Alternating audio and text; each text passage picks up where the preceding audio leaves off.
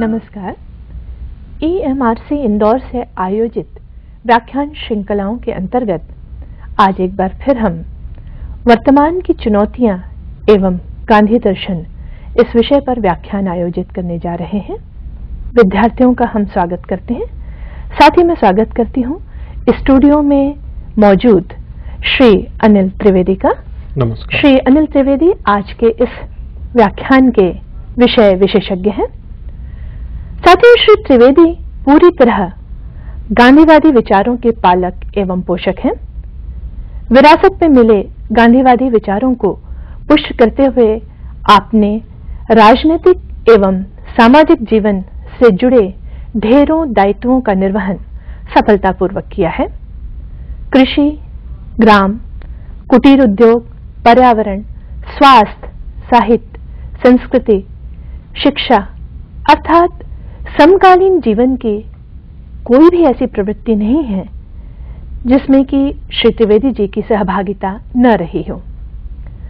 अपनी बात निर्भीक और बेबाक ढंग से रखने वाले श्री त्रिवेदी जी वैसे तो वकालत के पेशे से संबद्ध हैं, किंतु पिछले 3 दशकों से उन्होंने सामाजिक कार्यों में स्वयं को पूरी तरह से लिप्त कर रखा है। उनका मानना है कि सामाजिक कार्यकर्ता को सदैव एक जिज्ञासु विद्यार्थी की भूमिका का चयन स्वेच्छा से करना चाहिए। आइए अब हम विषय की ओर चलते हैं। मैं इस विषय की पृष्ठभूमि में कुछ कहना चाहूंगी।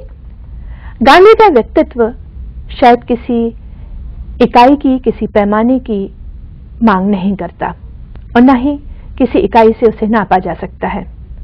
उन्होंने भारत को सदियों बाद एक व्यवस्थागत और विचारगत मौलिकता का मिशन प्रदान किया था। आज यदि हम गांधी के ऐतिहासिक अवदान का मूल्यांकन करें एवं उससे अपनी चेतना के में एक कौंध भी जगा सकें तो शायद देश हित में यही एक सार्थक प्रयास कहा जा सकेगा। हिंदी के एक प्रसिद्ध निबंधकार हैं डॉक्टर हजारी प्रसाद द्विवेदी।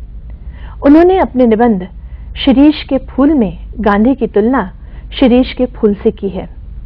शिरीष के फूल की खासियत यह है कि जब जेठ की गर्मी में धरती निर्धूम अग्निकुंड की तरह धू धू कर जलती है, तब इस पूरी प्रकृति में शिरीष का वृक्ष एकमात्र ऐसा वृक्ष होता है जो प्रकृति में रस का संचार करता है। वह फलता भी है और फूलता भी है। आचार्य हजारी प्रसाद द्विवेदी की लिखी हुई कुछ पंक्तियां मैं यहां आपके सामने रखना चाहूंगी। शिरीष तरु सचमुच पक्के अवधूत की भांति मेरे मन में ऐसी तरंग जगा देता है जो मुझे ऊपर की ओर उठाती रहती है। इस चिलकती धूप में इतना सरस वह कैसे रहता है? क्या ये बाह्य परिवर्तन, धूप, वर्षा, आंधी, लू अपने आप में सत्य नहीं है? हमारे देश के ऊपर से यह मार काट, खून खराबा, लूटपाट का जो बंडर बह गया है, उसके भीतर क्या स्थिर रहा जा सकता है? शिरीष रह सका है। अपने देश का वह बूढ़ा भी रह सका था। क्यों? मेरा मन पूछता है, ऐसा क्यों संभव हुआ? क्योंकि शिरीष भी अवधूत है और अपने देश का वह बूढ़ा गांधी भी अवधूत था।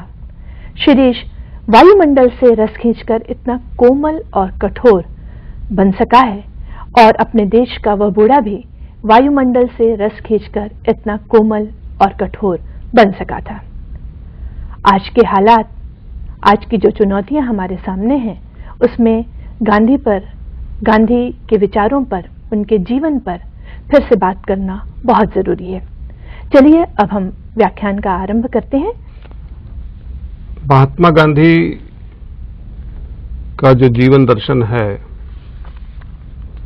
और हमारा जो आज का वर्तमान काल है, इन दोनों की तरफ यदि विश्लेषणात्मक दृष्टि से हम देखें तो गांधी जी के जीवन में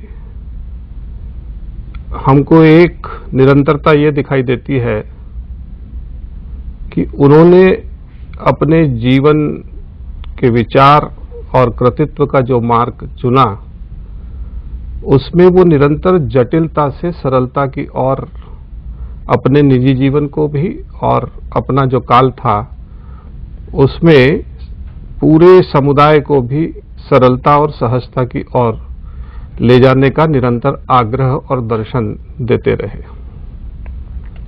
हम लोगों ने वर्तमान में जैसी दुनिया बनाने का रास्ता चुना है, इसको यदि सीधे सीधे हम देखें तो हमको ये लगता है कि हम सरलता को जटिलता की ओर ले जाने की बात कर रहे हैं। मतलब वर्तमान काल में जितनी भी चुनौतियां हम लोगों के सामने आकर खड़ी हुई है, वो हमारा जो कृतित्व है, हमारा जो चिंतन है, हमारी जो जीवन शैली है, हमारी जो जीवन की दिशा है, उसके उप उत्पाद के रूप में हर जगह हमको जटिलता ही जटिलता दिखाई पड़ रही है। और गांधी दर्शन जटिलता को सरलता की ओर ले जाने वाला दर्शन है। अब ये वर्तमान में जो हमारा समाज है, वो अपने जीवन की दिशा किस ओर ले जाना चाहता है, इस पे ये तय होगा कि गांधी दर्शन हमको आज के काल में उस दिशा में जो चुनौतियां, जो समस्याएं, जो विषमताएं, जो जटिलताएं हमारे सामने आकर खड़ी हो गई है, उसका समाधान हम करना चाहते हैं या नहीं करना चाहते। महात्मा गांधी का जीवन दर्शन ये था कि इस प्लेनेट पे, इस धरती माता पे हम लोग एक ट्रस्टी की तरह रहना चाहिए। हम लोगों को एक ट्रस्टी की तरह रहना चाहिए। और हम लोगों का जो जीवन दर्शन है, उसको देख के लगता है कि हम इस धरती माता के ऊपर, इस धरती माता को संपत्ति की तरह रखना चाहते हैं। तो जो ट्रस्टी के रूप में जीने की जो जीवन शैली है, और एक संपत्ति के कब्जेदार या संपत्ति के मालिक के नाते जो जीवन की दृष्टि है, उसका जो विरोधाभास है, उसी में वर्तमान की चुनौतियां आके हमारे सामने खड़ी हो गई। धरती माता को यदि हम मिल्कियत की तरह देखेंगे तो हमारे सामने बहुत सारी समस्याएं आकर खड़ी होती है।